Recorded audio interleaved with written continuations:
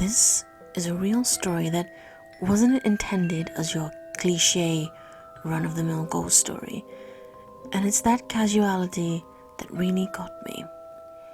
A friend of mine told me the story. That friend of mine has a fellow student who comes from an old, noble family in North Rhine-Westphalia in Germany that owns a rather large and old estate built a few generations ago where the family have lived ever since. He moved to the city's university a few hundred kilometers away and only stays at the family house over the holidays and a couple of nights a year. One of those times, his parents left for the weekend and he was the only one home and spent the evening in the living room watching TV. The living room was the heart of the estate, with an open fireplace and posh furniture.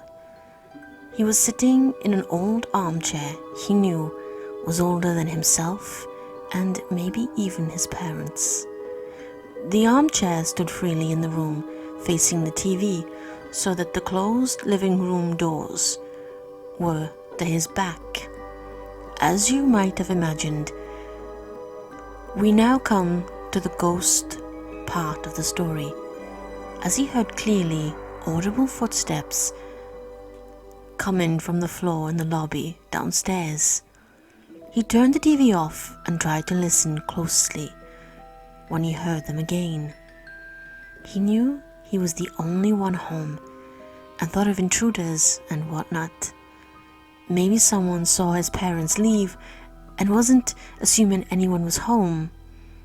Since he had moved out a couple of years ago, he got up, went downstairs, turned all the lights on, checked the locked front door, searched the kitchen and the downstairs bathroom. No sign of intrusion, no any more steps.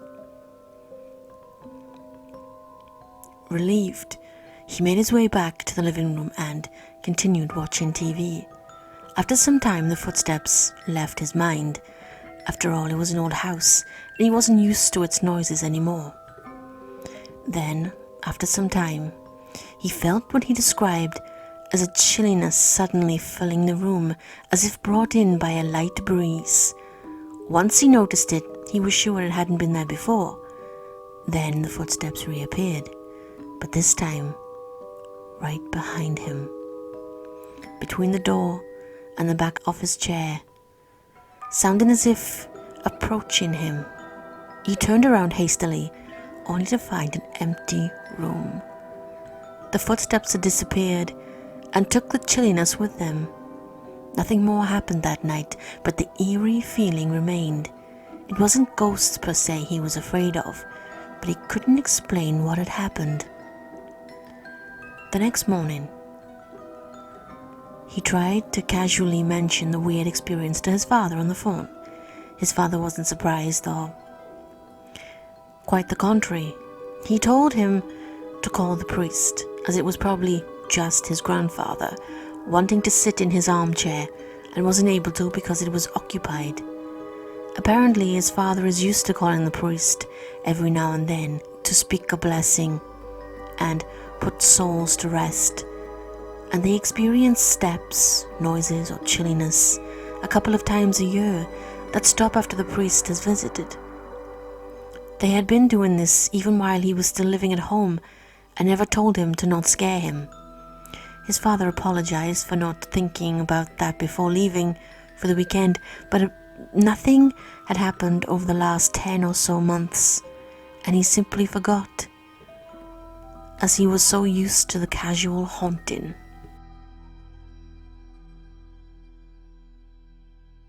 My grandmother was born just before the First World War, and her father was killed fighting in the war when she was about 2. Now, either my great-grandmother was a selfish person, or she had a breakdown, but the outcome was that she abandoned her own 2 young children with their aunt and uncle and went off to live in town. So at the age of 2, my grandmother and her brother, who was about 4, was sent away to live in a large Tudor manor house. Their aunt was kind but older and had no children of her own. Their uncle, who had been disabled by polio and walked with long wooden crutches or was pushed about in a bath chair. The house is still there today and now belongs to a local council and is open to the public. It has lots of heavy black and white beams, a great hall, chapel, leaded window panes, multiple gables, and large grounds. It is a house of horror from central Caston. My grandmother was put in the care of a German nanny who used to beat her with a hairbrush and lock her in the cellar when she was naughty. Remember that after the war, many British people did not like Germans much because of the war. Furthermore, remember that Germans had killed my great-grandfather in the war. The house was very haunted. Some nights there was the sound of a carriage and horses coming up the long driveway and arriving at the front door.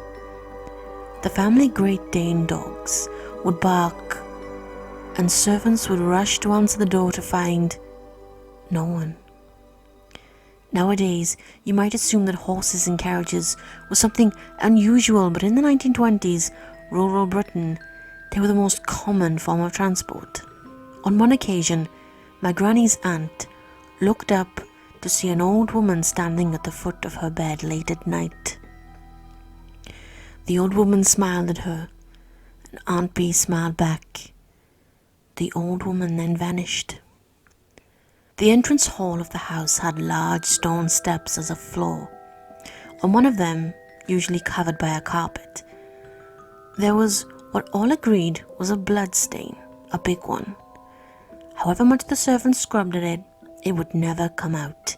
In the same hall, on one particular night of the year, once everyone had gone to bed, there was the sound of a duel to be heard.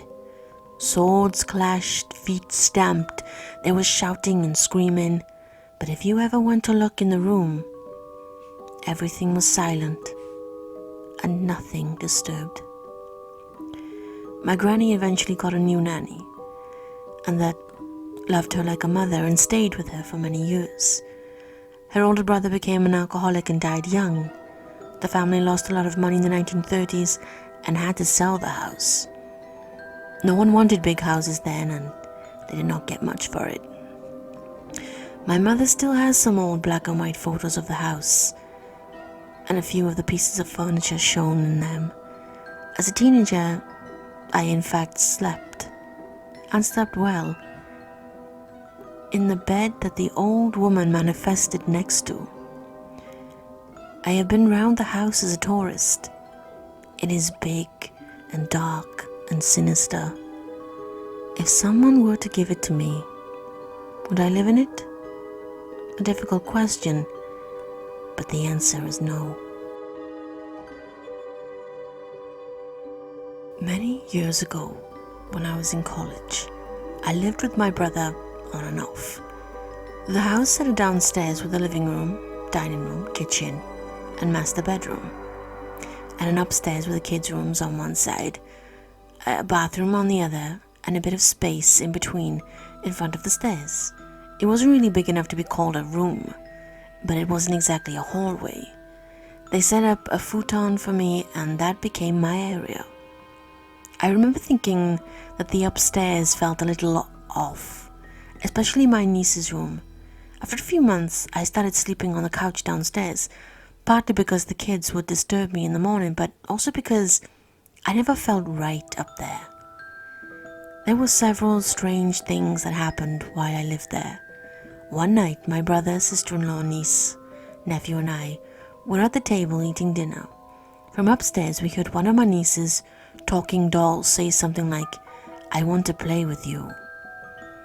It sounds like a horror movie cliche bullshit, I know, but it was extremely unsettling when it happened in real life. No one else was in the house, and they didn't have any pets. Another time, my niece was coming down the stairs when she suddenly fell. I remember thinking it was really strange because it didn't look like she tripped. It was more like she'd been pushed. Her necklace had broken during her fall, but not at the clasp. The string had just broken like someone yanked it off. Then, one night, while I was still sleeping upstairs, I woke up and felt really uneasy. I think it was around 2 or 3 in the morning, since the kids' rooms were across from the bathroom. They had to walk through my area to get from one to the other. I opened my eyes and saw what looked like someone in a pink bathrobe go into the bathroom. I didn't recall my niece having a pink bathrobe, so I thought it was kind of strange. After a while, no lights had switched on and I didn't hear the sink or the toilet flushing. I started to get up to see if anyone was in there, but I got this really bad feeling that I should just leave it alone. In the morning, I asked my niece if she had a pink bathrobe. I asked both my niece and nephew if either of them had gone to the bathroom in the middle of the night. They both said no. Sometime later, I mentioned the whole thing to my sister-in-law. She asked me if my brother had told me to say that. I was confused and said, no, why? She told me that when they first moved in, she kept having this dream that there was a lady in a pink bathrobe sitting in the living room. They kept telling her to leave, but she wouldn't. Then one night, she dreamt that the lady was in the doorway of her room, screaming, and then flew at her and started choking her. A while after all this had happened, my sister-in-law went around the house saying, "Okay, lady, I know you're here." And then she had the dream of moving in again, and this time they put the boxes all around her instead of telling her to leave. I moved out shortly after, but the incidents mostly stopped after that as far as I know. My sister-in-law said that they just had to learn to live with her. So this is one of many stories I have. I never considered myself psychic or sensitive until a few years ago when I found out stories like mine weren't common with everyone. So before I can tell the story, I have to give some background, so bear with me. My brother and I have different dads, unfortunately. His dad passed away a year prior to when this story is set. My mom and his dad did not do well together. He wasn't a bad guy, just troubled and really didn't know how to be a good partner. My mother said that after they separated, she met my dad and got pregnant with me. My brother's dad said, "You finally got the girl you always wanted." This was something she had told him when they were together, that she always wanted a daughter, but obviously they didn't stay together to have another child. When I was little, he was always really sweet to me. Not in a creepy way, just always interested in asking how I am. My mum said she felt like he always felt drawn to me, maybe because he regretted the end of his relationship with her, and I in some way made him think of what could have been. Who knows? Okay, so moving on to the story. A few weeks after my brother's dad died, I had a dream that I was in a hallway with him. He told me he was okay and that he wanted to show me something. He grabbed the door handle, opened the door, and the brightest light came through. But then I woke up. So I wish I could remember what he showed me, or if he did show me anything at all. Okay, now fast forward in time. It was Christmas Eve, 2009. A year later, I was upstairs in my bedroom and I heard music playing. We had a room next to mine with all kinds of toys because I had a lot of nieces and nephews that came over. I assumed the music was coming from there, so I walked into the room to check. It was not coming from that room, and I realized it was coming from the bathroom. The bathroom. Odd, I thought. I went in there and realized the music was coming from a 3-tier box, each tier with a drawer where my mum kept jewelry and other keepsakes. As soon as I touched the box, the music abruptly stopped. I was 21 at this time, and in all the years of living with my parents, I had never heard music come from this box. And she has had it my entire life. I go downstairs and tell Mum the weirdest thing just happened. I tell her the story. Her face goes completely white. She looks totally freaked out and her eyes well up with tears. She then tells me that is the jewelry box her ex-husband, my brother's dad who died, gave her on their wedding day. She said it hasn't played music in 35 years because it broke. We even went upstairs to try to recreate the music and get it to work, with no luck. I just smiled and shrugged and said, well, I guess he's saying Merry Christmas. I don't know why he chooses me to go through for these messages. We were not close, but I do think part of it is that he knows I won't brush things off as my brain or something weird. I feel they are from him and he knows I'll share the message. My brother pretty much hasn't been very receptive to the messages and I don't want to make him uncomfortable or upset him.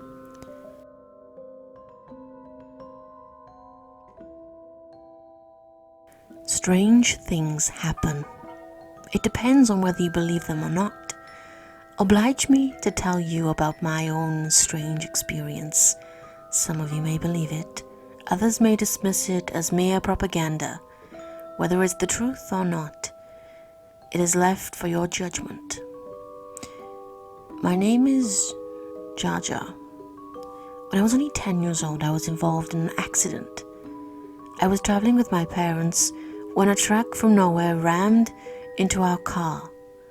All I knew before I lost consciousness was that something very heavy crushed the left side of my face.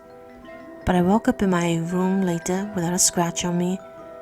Even my parents were fine. It was just as if the accident never occurred. Not even my parents talked about it. But I knew for sure that the accident did occur. Now, 21 years later, on April the 12th, I was walking down the quiet and seemingly deserted street of my area to purchase some bean cakes, when a young boy of about 10 years old walked up to me. The boy was bloody. The left side of his face was dented and blood gushed out of the wound. Even his left eye was crushed into the inner socket. He said one sentence to me before he walked away and disappeared into the wind. You and your parents will be dead in a motor accident in 21 years' time. The wind blew heavily. There was a splitting headache in my head. I felt like I was in a conduit between the world of the living and the dead. It was very obvious. The boy who approached me was me from the past. He was wearing the same clothes I wore during the accident of 21 years ago. He was a ghost. He was a ghost of me.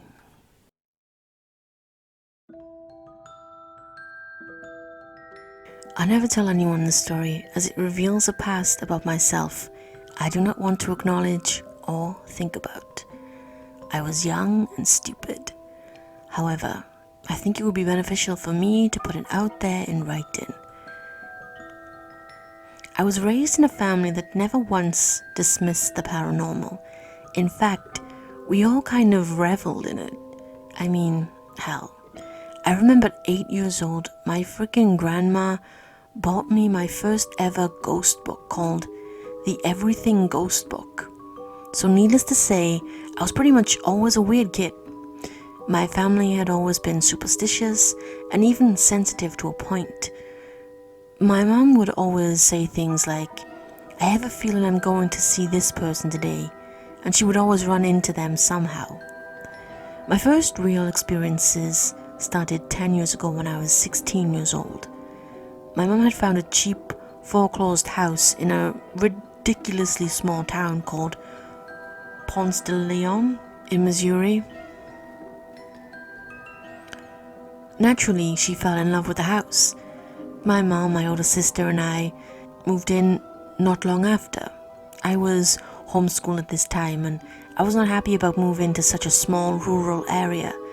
When I say small, I mean I could literally walk to the town post office right around the corner, as well as the town church, not to mention you had to drive up a few hills to even get cell reception. Although I didn't share my mom's excitement about the move, the quaint town was kind of beautiful. It had a strange little cemetery and many natural springs and waterfalls, as the town name suggests. Upon doing recent research of the town, I found this little blurb on Wiki of how it got the town name and why people around the town joked about the water's healing powers. The community was founded in about 1875 as a health resort to exploit the mineral spring at the location. The resort was named after the explorer Juan Ponce de Leon. The resort and town prospered, and with a population of around 1,000, it was the largest town in the county. We soon realized after moving in that the neighbors were pretty close-knit. Upon conversation with one of them, my mom had found out a few things about the house. It was built in the 1950s, and in the 1980s they started an add-on, and it was turned into a Baptist preacher's parsonage, or a church house provided for a member of the clergy. This is the same preacher that spoke at the church right up the road. It was later sold to the prior buyers, then foreclosed, and that's when we got it. Nothing more was said of what happened to the preacher. Now, pretty much immediately after we moved in, we started to update the house. We did flooring, painting, and all the things that come with buying an older house. We hadn't experienced anything unusual during this time. After we had gotten settled in, all reservations ceased. I invited my friend over to show her the new house. This is when my first experience happened. I started showing her around the kitchen, living room, bathrooms, etc. First because I was saving my bedroom for last. As soon as I started to push my bedroom door open, we heard an object scrape across the tile of my bedroom directly towards us. I looked all around, and that's when I saw a little LED booklight by my feet. It's important to note that I strictly remember wedging that booklight between two heavy books on my bookshelf the night before, and that bookshelf was at least 12 feet from my bedroom door. I remember my friend's face looking tense and uneasy as I tried to explain. I even marched over to my bookshelf and tried to understand the logistics of it or how it could have happened. Truthfully, there was no way I could explain it. And frankly, the fact that it was thrown in my direction specifically made me feel anxious. The event seemed to be the catalyst. Strange things started happening to not only me, but my family as well. When we started opening up about the whole ordeal as a family, all three of us started to realize we all had the same shared experiences. One we all heard when walking down the same hallway was a man's deep voice saying, "Hey," in a rushed, loud tone. Anyone who has heard any kind of voice phenomena know that it is so strange because it sounds as though it is directly in your ear canal. It's unlike anything else. Another common occurrence we shared was in the bathroom at night. When we had to wake up and pee, we all recounted hearing heavy footsteps, almost like a man in boots approaching the closed bathroom door. The steps would stop right outside the bathroom door, and you could bend down and see the shadow of feet under the door. and then they would walk away. We also frequently heard the front door opening, only to find it was fully closed. At one point, my mum, being sensitive, as I mentioned earlier, was lying in her bed at night, just about to drift off, when she had a strange feeling come over her. She got the image in her head of an older male. She mentioned he had an angry face, and you could just feel his anger and hostility. I think she came to the assumption it could have possibly been the preacher, though we have no proof of this. If it was him, I can certainly tell you he did not like me one bit. This is where my story and experiences turns a little darker. We had lived in the house for about a year now or so, and summer started to come around. I decided I wanted my own space and moved out to the separate garage space. It was a huge space that we never kept the cars in anyway. I remember completely making the space my own. I bought huge curtains, painted the cement walls, got a mini fridge, bought a TV, a PS2, and most importantly, all my music collection. I have always been a music lover and devoted a lot of my time to playing electric guitar in my early teens. This is something that followed me. Right about this time is when I found my love for classic rock. But what really intrigued me was its dark history. I had gotten to a point where my mom and sister barely saw me in the house anymore. I had become a hermit in the garage, playing music and delving deep into research on my laptop. One figure in classic rock I particularly engaged in was Jimmy Page of Led Zeppelin. According to a lot of books and articles, he was into the occult and followed English occultist Aleister Crowley. I often found myself falling down a rabbit hole and started to feel so disconnected from reality. It was then when I became obsessed with that old idea. You know, the whole sell your soul to the devil and shred like a madman on guitar.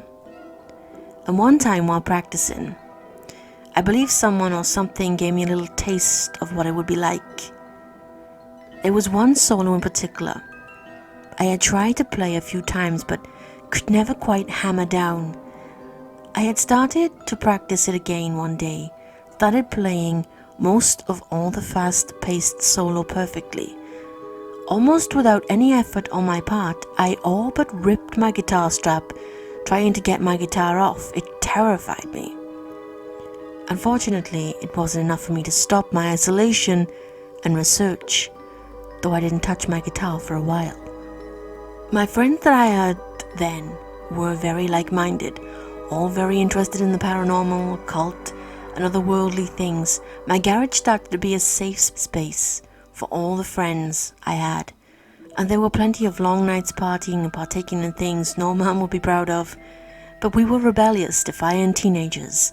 None of us cared at the time. It was around this point I remember almost dreading going into the house when I had to inevitably take a shower or use the bathroom. In a sense, I didn't feel particularly welcome there either. I remember taking a shower one day, listening to Black Sabbath on a nearby iPad. The music kept pausing, so I would reach out and press play again.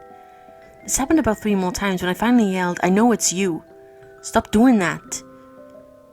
And it didn't happen again for the remainder of my shower.